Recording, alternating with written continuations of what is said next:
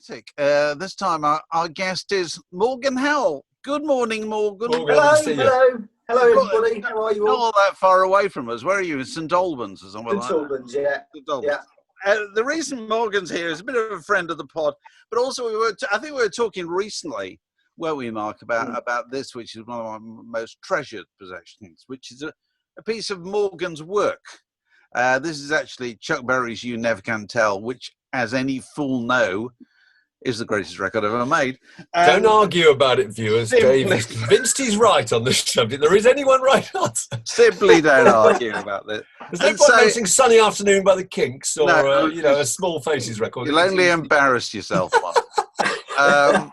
And so I thought it was a good opportunity to catch up with Morgan, see what he's up to, and also see how he goes about taking tiny little singles, 7-inch singles, much treasured, much loved 7-inch singles, preferably with loads of scribbling all over them and love marks and cider bottle stains and whatever. Love marks. Turning them. Love marks is an old expression for the advertising business, I think. Sounds odd. And and turning them into these massive. Well, they're not canvases, are they? That you see behind you. What are they, Morgan? First of all, how would you describe them? Okay, right. Hang on. First little dig in my box here. It's not You Never Can Tell, but it's, there you go. Oh, it's the same label. Johnny Be Good, actually, which is quite a tune. But right. So by way of example, let's start with this one, which is one of the very first ones that I painted, which is Paranoid and The Wizard. Oh, wow. Vertigo? What's that label? Vertigo, yeah. Vertigo. Yeah, fabulous. That was the A side. I don't know if you can see that. Oh, right. Which spun round in a very enticing way. That's right. Made your head go funny. But this belonged to my big sister, Melanie, who's a sort of a big influence on me. And I've stuck we all stolen her records. And I just decided that these objects were really, really important things. Especially in my life, if you like. So I decided I wanted to. Make them as big and important as they are in our lives, and actually the object itself is quite a tiny little thing. It's wonderful when you put it on.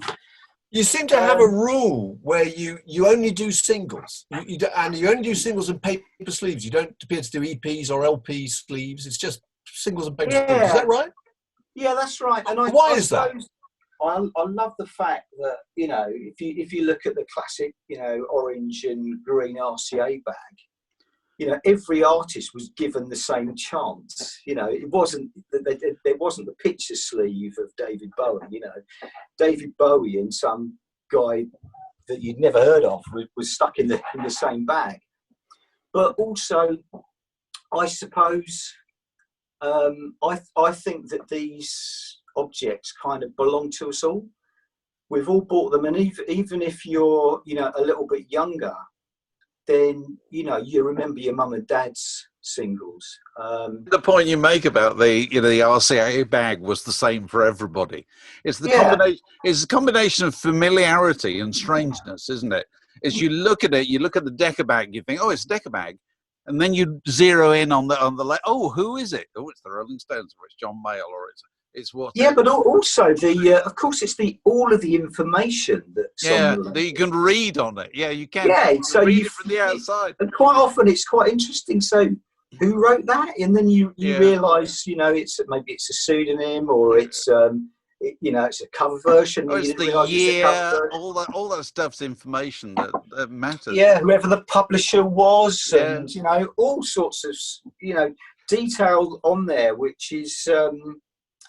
This is Essex International, the publisher.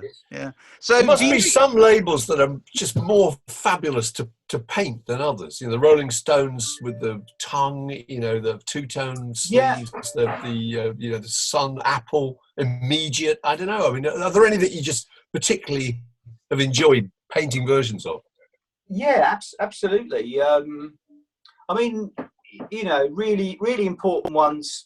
you know, for me were, you know, things like Get Back and Don't Let Me Down, which I sort of nabbed from my sister. Now, I think I might have one of those in here.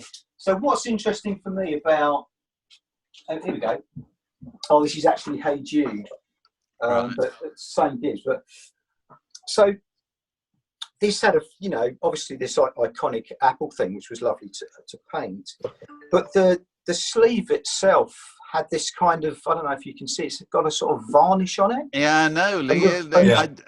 Yeah. And I the suppose varnish, I do remember that. Yeah. the varnish is cracked, and it's got all of these sort of veins of. Now, what happens to a really, really old painting like a masterpiece is the varnish cracks on that. And you know, this is a masterpiece, isn't it? You know, and in 50 years, you know, the varnish is all cracked where it's been through, and it's got this fold on this side and then the fold on that side. And I actually did paint this as a diptych, so you had both sides of it, right. and it mirrored. So do you get clients who come to you and say, you know, I've got an old copy of, I don't know, Reach Out, I'll Be There by the Four Tops or whatever. I'd like you to paint that, or I'd like you to reproduce that. Yeah. Do you get that? I want with their drawings on it, and their kind of yes, absolutely. messages from the girlfriend or whatever. Yes, and I you know, there's so many lovely stories, and my favourite bit of this really is when somebody commissions a piece, and I get like a personal desert island disc with them, you know, because this song, you know, means everything to them. And I've had situations where we've all been in floods of tears because of a story, or we've all been sort of, you know, hooping with laughter. And you know, this client came in with his copy of Jeepster, which he'd had from, or rather, it wasn't his copy of Jeepster; it was his wife's copy of Jeepster. But it's never simple. Yes, it's never simple. But they've been together with since they were children. But they found out later in life that their first record was, they both had Jeepster as their first record later. And it was his wife's copy that I painted with her initials on it. Crossed out. And it hangs above there, beautifully restored. Oh, that's fabulous. That's so nice. So you did Johnny Marr. Their love affair. Johnny Marr, I think you did 20th Century Boy by T-Rex for him, and I think you did See Emily Play. But you mentioned various people. Metal Grew for Johnny Marr. Yeah. Oh, right. Very good. So what's your big? How big are your? I mean, these that you're alongside here.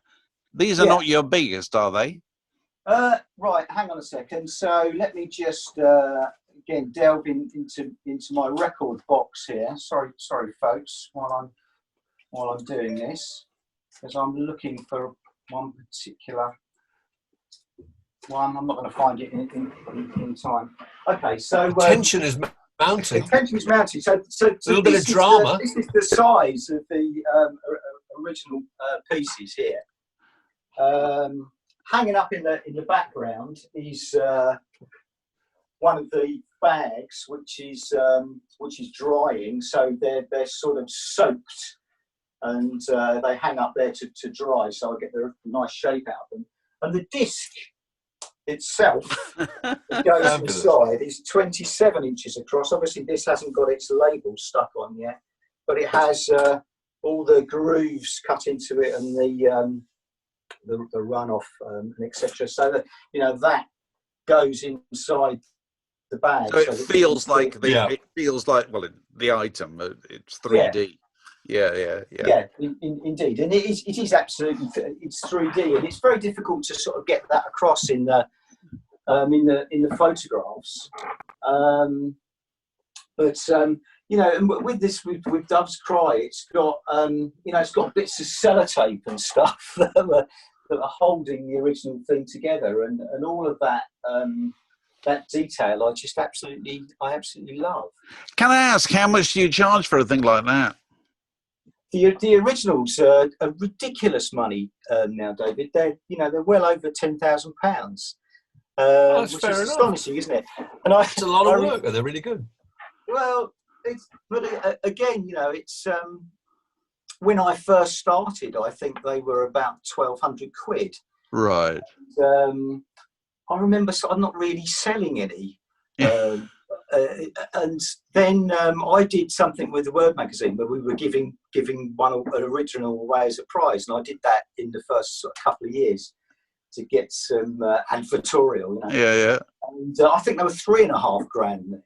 Right. And then as things rolled on, I mean, I went on to have exhibitions over in Los Angeles, and I travelled to Russia and had a show over there.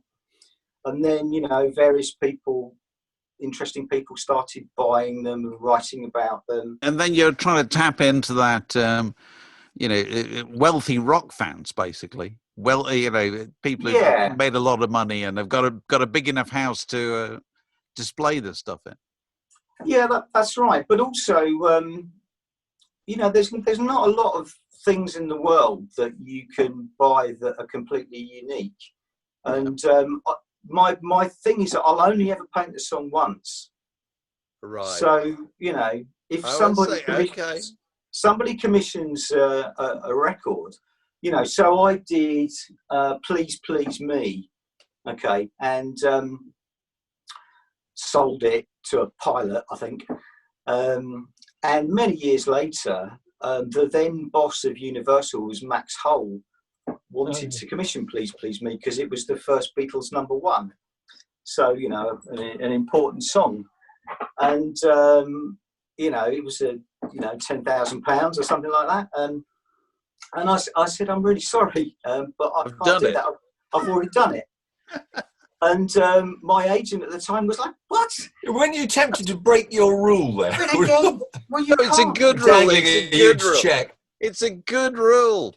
No, absolutely not. And, when you turn down that amount of money for a principal, you're pretty serious, really. And I remember coming home and breaking the news to my missus and sort of, bracing myself. And she just gave me a cuddle and said, "Well done." Oh. Yeah, I know. If you were to choose a record for yourself, which I'm sure you have done, the greatest single ever made, in your view, and painted, what would that be then? Gosh, that's so difficult. And, the standard answer to that is it changes every week, doesn't it? Not for David Hepworth. No. I think you'll find this. Yeah. You'll find. In the current situation that we're in, I'd probably choose. It's on the HMV label. I can't see what it is. We can't see. It's not big enough. Is it the stone? No. It's not big enough. No. It is What a Wonderful World by Louis Armstrong. Oh, yeah. Very good. Didn't realise that was on the HMV label. Yeah, there it is. So that was... it's a long time since I've seen an HMV bag like that. Isn't it lovely? That really is, isn't it? Wow. And on the back, it seems to be an advert for spin dryers. Well, yeah, they're an electrical company. Well, they were electrical and musical industry. Those records were sold in electrical shops. You'd go in there and buy a kind of liquidizer, wouldn't you? And a 2-bar electric fire, and then a copy of something by the Dave Clark 5. Yeah, and the spin dryer you can get for 21.5 guineas. Oh, very good. What a bargain! A steal. Guineas. That brings back a vanished world. So in the midst of this current unpleasantness, loads of your work is kind of locked away from you, isn't it? It's yeah. Well, I think it's we've all been sort of pulled up short, really. So I was actually having twin exhibitions, and we put this massive press release out in February. So I was exhibiting at South by Southwest in Austin, and I'd shipped 12 of these big monsters out to Austin, and I was having a show at the British Music Embassy there, with the Department of International Trade and all that. Which has presumably been cancelled. It was pulled, shortly after I'd booked the flights and paid for the accommodation, etc. But also the other half of it was a really big show, one of the biggest I've put on actually, which is at the RAC Club in Pall Mall. Yeah. So there's sort of 25 big pieces all there. They're all sitting there locked in. Sitting there gathering dust. And in there is the original of You Never Can Tell. Well, there you go. There you go. I was hoping to invite you in there to show you it. When this whole bloody war is over, Morgan, and the lights come on all over the world, and there'll be bluebirds over the white cliffs of Dover, we shall meet again in the Royal Automobile Club in Pall Mall, and we'll celebrate the greatest record ever made. But what it's done while I've been in lockdown and with all my work trapped all over the place is it's brought forward another project, which is I was approached by a publisher to do a book of all my stuff. So and I tried to do it years ago and I think it was termed a vanity project, which means you've got to pay for it yourself. Absolutely. But now I've got to this lofty position where actually the publishers are paying their bit, and all I've got to do is supply some words. So it's a big picture book, is it? I'll show you. Right, in the best possible way. I've got a mock up here. Oh wow! Having worked, presumably going to be 27 inches square. Do you know what? It is the same size as an album, so that it can slot in with you. See behind you, all those lovely records. Your copy can go in there. Yeah, very good. So it's going. When does that come out? September, hopefully, in the UK, and then it's got a release in the States in March, and it's with Black Dog Press. And it's going to have, I don't know, about 90, I think, of my pieces reproduced in there. And then some, some memories from some of them are from the people that have commissioned the pieces. Some people want to remain anonymous, but also I've got, I also sell editions of my pieces. So some really interesting people have got editions, but also just ordinary people have got wonderful stories about. I mean, I'll just tell you one. It's this record producer who saw. I was exhibiting at the one of the industry things where all the record producers, the Music Producers Guild, I think it was, and this guy. Saw one of my T-Rex pieces, and he said that he immediately tasted chocolate in his mouth, and he's like, what's that about? And then he remembered he had this Proustian rush and a memory of when he was a child being caught basically with his dad's T-Rex single in his hand and a face and fingers covered in chocolate. And he got an absolute bollocking from his dad, and he was like 5 or 6. But the really interesting thing is the memory, first of all, was the taste of chocolate. Yeah. And then the memory came. So the book, when you open it, is going to be something like this. Right. So, on the facing page, you'll have the image, and this is all the young dudes. Right. And there's some words that go with it, and I'll read, if I may, just a little bit of the wording that goes with this. And this is from lovely Mark Radcliffe. All right. I won't read it all, but it says the words to all the young dudes also mention T-Rex, and we adored Bolan as nearly as much as Bowie. But the track captures such a great performance from Ian Hunter on lead vocals, and whenever I hear the notes of Mick Ralph's shimmering guitar intro, well, those are forever the chimes of freedom to me. Lovely. Very good. So that comes out in September. Comes out in September, yeah. Well, all the very best. This is a conventional interview. Good luck with the tour. Good luck with the book launch, as we always used to say. And we'll put a link to your site with this with this video on YouTube, so people who want to find out more. Anybody got a spare 10 grand kicking around? And just in my defence, so you don't have to defend yourself to me, Morgan. No, we think it's cheap at twice the price. Yeah, it's worth it. you can buy a paper print of the thing for a couple of £100. Right. That's a limited edition print. So I try and cater for all. Right. Well, we'll leave you. Get on with your work. I suppose you're going to spend you've got more to do. I have got more to do. I mean, at the moment, my focus is sort of chasing up copy for my book, which is that's familiar. Is needed. Okay.